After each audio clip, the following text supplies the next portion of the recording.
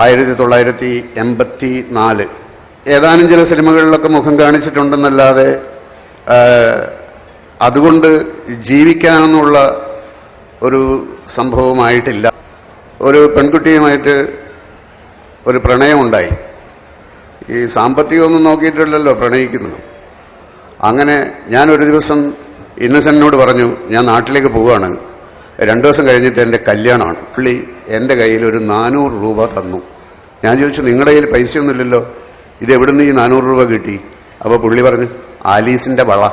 അപ്പം എൻ്റെ ബന്ധുക്കളെയൊക്കെ ഞാൻ അവിടെ ഒരാളെ വിളിച്ചു പറയുകയും ഒരു ഓട്ടോറിക്ഷ എടുത്തിട്ട് അവരെയൊക്കെ വിവരം പറയുകയും ചെയ്തു. ആരും വരണ്ട, വരാതിരിക്കാനാണ് ക്ഷണിക്കുന്നതെന്നുള്ള മട്ടിലായിപ്പോയി.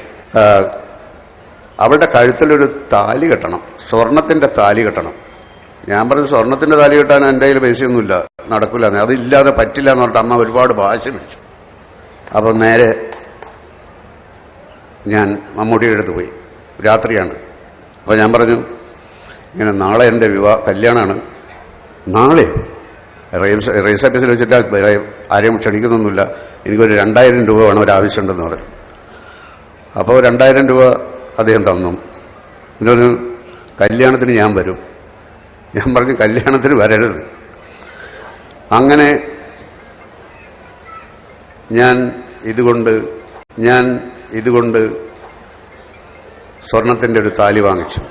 രജിസ്റ്റർ ഓഫീസിൻ്റെ വരാന്തയിൽ വെച്ചാണ് ഞാനത് എൻ്റെ ഭാര്യയായ അവരുടെ കഴുത്തിൽ കെട്ടുന്നത്. ഒരു ക്രിസ്ത്യാനി തന്ന 400 രൂപ, മുസ്ലിമായ മമ്മൂട്ടി തന്ന രൂപയ്ക്ക് ഹിന്ദുവായ പെൺകുട്ടിയുടെ കഴുത്തിൽ ഞാൻ കെട്ടിയ സ്വർണത്താലി.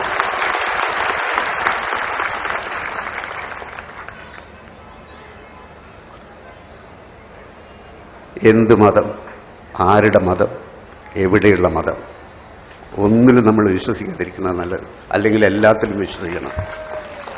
ജ്ഞാനമാണീശ്വരൻ, സ്നേഹമാണീശ്വരൻ.